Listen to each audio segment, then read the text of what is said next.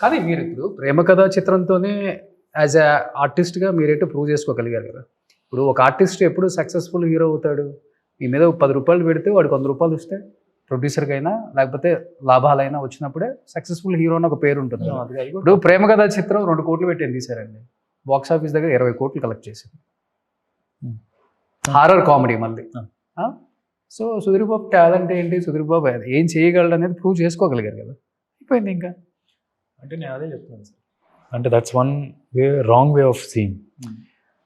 ఇప్పుడు యాక్టర్గా నేనేంటి, యాక్టర్ నేను ఆ క్యారెక్టర్ని బాగా పర్ఫామ్ చేస్తాను. సినిమా ఆడడానికి కారణాలు ఏమంటాయి, కథ ఉంటుంది, ప్రమోషన్ ఉంటుంది, టైమింగ్ ఉంటుంది. సో నేను యాక్టర్గా ప్రూవ్ చేసుకోవాలి అంటే మీరు నంబర్స్ చెప్పకూడదు. వీడు ఎవ్రీ క్యారెక్టర్, ఇప్పుడు ఎస్ఎంఎస్లో పాస్ అయ్యాం, ప్రేమ కథా చిత్రం పాస్ అయ్యాం, every character you should be proving.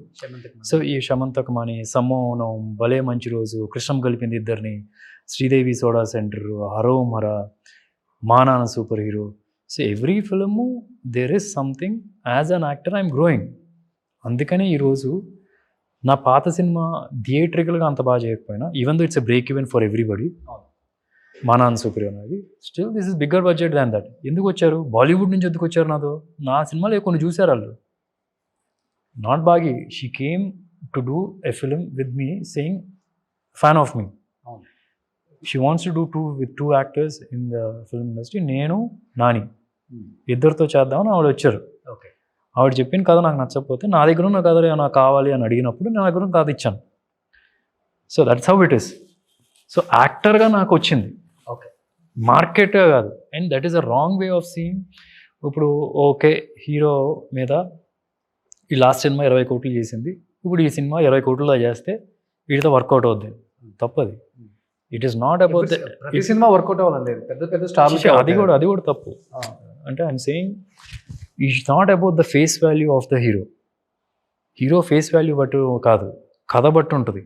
కథ బట్టి నీకు మార్కెట్ ఎక్కువ పెరుగుతుంది. ఇప్పుడు బాహుబలి లాంటిది ఉంది, బాహుబలి లాంటి కథకి పెట్టాలి. అది అప్పుడు మనం రాజమౌళి గారి మార్కెట్ ఎంత, ప్రభాస్ గారి మార్కెట్ అని అంతే పెట్టుంటే రీచ్ అవ్వదు. అది ఎందుకు రీచ్ అయింది? అలాంగ్ విత్ దేర్ నేమ్ కథలో ఉంది. That's when you can push. అదే రాజమౌళి గారు వచ్చి మా నాన్న సూపర్ హీరో లాంటి సినిమా చేసినా ఇంకొద్ది పెరుగుతుందే కానీ ఆ వాల్యూ అయితే end of the day it's a lighter vein film. It's not catered for everybody. A centre, B centre, C సెంటర్కి work out, A centre B centre సినిమా ఉండొచ్చు. So then there is a restriction. So I'm saying it's not about the face value of the person. It's a కథ. బాహుబలికి వచ్చినట్టు రాజసాబ్ రామ్ అంటే collection ఎట్లా వస్తుందో రాదు కదా సార్. Yeah, depends. అంటే మేబీ రావచ్చేమో, దానికన్నా ఎక్కువ రావచ్చేమో. మన సినిమా చూసిందో చూద్దాం, తెలియదు కదా. డెఫినెట్గా కథ మీద ఉంటుంది. అంటే ఇప్పుడు మీరే అంటున్నారు ప్రేమ కథ చిత్రం 2 కోట్లు చేస్తే 20 కోట్లు చేసిందని. ఇప్పుడు సమ్మోహనం మేము 12 కోట్లు, సమ్మోహనం మేము ఎన్ని కోట్లు చేసాం, 7-8 కోట్లు చేసాం. 15-16 కోట్లే చేసింది. అది ఇంకా ఎక్కువ డబుల్ చేయాలి కదా, ఇంకా పెద్ద hit. So there is a market for every genre. So ఒకవేళ అది బాహుబలి కన్నా తక్కువ చేసినా, బాహుబలి కన్నా ఎక్కువ చేసినా, ఆ సినిమా తక్కువ కాదు, ఈ సినిమా తక్కువ అయిపోతుంది. ఇప్పటికీ అసలు థియేటర్కి వెళ్ళి జనం సినిమా చూసే రోజులు కూడా తగ్గిపోయినాయి కదా అసలు చెప్పాలంటే. ఇప్పుడు ఓటీటీ వచ్చిన తర్వాత 1 monthలో వచ్చేస్తుంది కదా మన ఇంటికి, అమెజాన్ ప్రైమ్, హాట్స్టార్ చూసేద్దాం కదా. కానీ ఎస్పెషల్లీ ఏంటంటే ఇలాంటి సినిమాలకు లక్కీగా థియేటర్లో చూస్తే ఒక ఎక్స్పీరియన్స్ ఉంటుంది కంపేర్ టు అదర్ మూవీస్. ఈ జోనర్ ఏంటంటే ఎంతమంది ఎన్ని రకాలుగా తీసినా దీంట్లో మళ్ళీ సేమ్ తీసినా కానీ సక్సెస్ ఉంటుంది. చూడాలని ఒక ఇంట్రెస్టింగ్ క్రియేట్ చేస్తారు. సో అది మటుకు నమ్ముతాను నేను. ఎస్పెషల్లీ ఇప్పుడు నేనే ఉన్నాను, ఇండస్ట్రీలో ఉన్నవాడిని. ఇలాంటి సినిమా వచ్చిందంటే నేను థియేటర్కి వెళ్తా ఎక్స్పీరియన్స్ చేయడానికి. బేసికలీ అండ్ ఆల్సో ట్రైలర్ ద్వారానే అట్రాక్షన్ కుదురుతుంది. ఎందుకంటే బికాస్ దీస్ గాట్ ఎలిమెంట్స్. ఇప్పుడు మనం ఏంటంటే మన సోషల్ మీడియా కూడా సమ్టైమ్స్ ఇట్ స్పాయిల్స్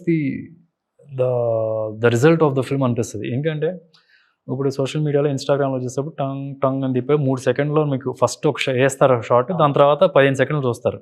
15 సెకండ్ల లోపల 30 సెకండ్లో ఉన్న వీడియో ఫస్ట్ 5-10 సెకండ్లో నువ్వు ఇంట్రెస్టింగ్ ఇవ్వకపోతే వెళ్ళిపోద్ది పైకి. సో ఇప్పుడు ఏమైంది, ఆడియన్స్కి ఎవ్రీ 3 సెకండ్స్కి 10 సెకండ్స్కి వాళ్ళకి ఇంట్రెస్టింగ్ ఎలిమెంట్ ఒకటి జరుగుతుంది. ఇప్పుడు ఎలివేషన్ ఏదో ఒకటి హుక్ చేస్తున్నారు.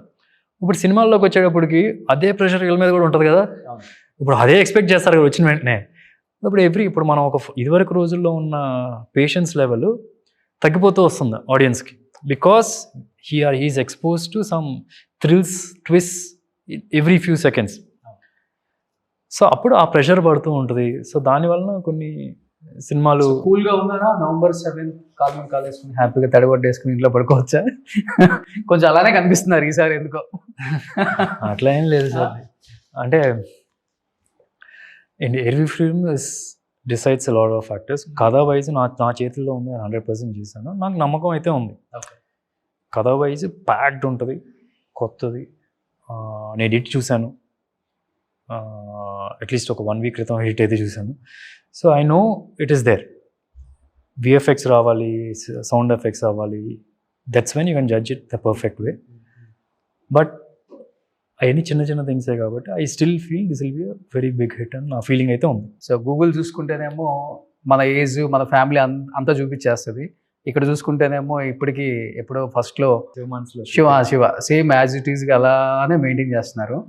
ఒక్కొక్క మెటబాలజీకి ఒక్కొక్క ఫుడ్ ఉంటుంది డెఫినెట్గా, నేను కాదని చెప్పను కానీ. సో అందరూ ఇదే హైట్ ఇదే వెయిట్ ఎక్కువ ఉంటారు మన వాళ్ళు ఈ తెలంగాణలో ఏపీలో. కొంచెం చెప్తే జరంతా ఫాలో అవుతారు కదా. అదే సీక్రెట్ బీస్ట్ అని ఒక యాప్ పెట్టాను. ప్రోటీన్ సప్లిమెంట్స్ ఇవన్నీ ఉంటాయి. They can just follow it and easily follow. అంటే lot of people ask me this question, ఎలా మెయింటైన్ చేస్తారు, ఏం తింటారు? 2 సంవత్సరాలు 6 ప్యాక్ చేయడం చాలా కష్టం కదా. ఇప్పుడు 10 years అయిందా మీకు 6 ప్యాక్ వచ్చి? More than 10 years? నేను నాకు ఊహ తెలిసిన దగ్గర నుంచి ఉంది 6 ప్యాక్. యా, అంటే మీరు ఈ బ్యాడ్మింటన్ ప్లేయర్ కదా, స్పోర్ట్స్లో ఉన్నాను కాబట్టి that's an advantage. Okay.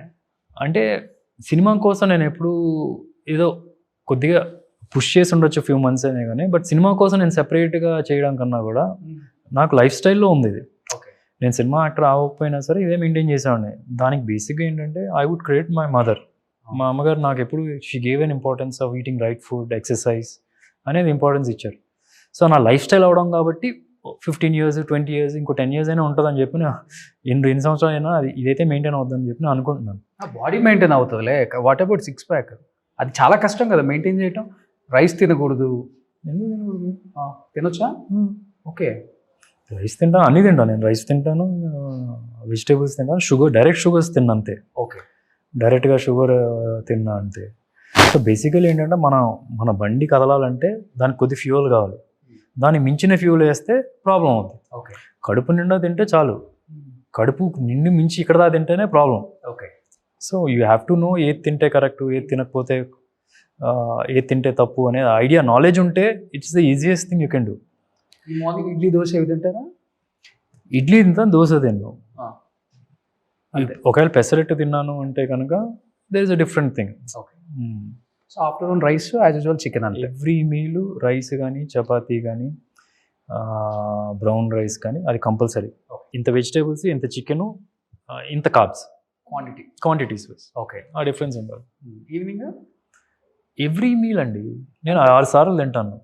Daily 6 సార్లు తింటా. ఒకవేళ 3 పూటలు తింటానంటే ఇదే మీల్లో ఇంత వెజిటేబుల్స్, ఇంత చికెను, ఇంత రైస్. అదేంటండి కొంతమంది డాక్టర్స్ ఒకసారి తింటే యోగి, 2 సార్లు తింటే భోగి, 3 సార్లు తింటే రోగి అని చెప్పి ఈ రీల్స్ షార్ట్స్ ఫుల్ వైరల్ అవుతూ ఉంటాయి. అసలుకి అవి చూసినప్పుడల్లా మనం ఒకసారి తింటే చాలులే, 2 సార్లు చాలులే, 3ఓసారి వద్దు అనుకుంటాం. ఇదంతా it's just me playing with your mind. Marketing. Playing with your mind. It's not marketing, playing with your mind. Maybe మీకు అది కంఫర్టబుల్ అనిపిస్తుంది. ఇప్పుడు ఫర్ ఎగ్జాంపుల్ ఒకటేసారి పొట్ట నిండా తిన్నప్పుడు మీకు సాటిస్ఫాక్షన్ వస్తుంది, ఇంతవరకు తిన్నప్పుడు. So your playing with your mind. మళ్ళీ రోజు మొత్తంలో చూస్తే ఏం చేయాలి? ఇప్పుడు మీరు 2000 క్యాలరీస్ తినాలనుకోండి రోజుకి, మీరు 1500 క్యాలరీలు ఒకసారి తిని ఒక మీలే తినమంటున్నారు మొత్తానికి. ఓకే. రోజు మొత్తంలో. Okay. So end of the base is the same. Deficit eating. మీరు తగ్గాలి అంటే 2000 క్యాలరీలు తినాలని చోట 1990 క్యాలరీలే తినాలి. ఆ 10 క్యాలరీలు తక్కువే తినాలి. అప్పుడే మీరు కొద్దిగా తగ్గుతారు. ఓకే. సుమన్ టీవీలో మీ పర్సనల్ అండ్ బిజినెస్ ప్రమోషన్స్ కోసం కింది నెంబర్కి కాంటాక్ట్ చేయండి.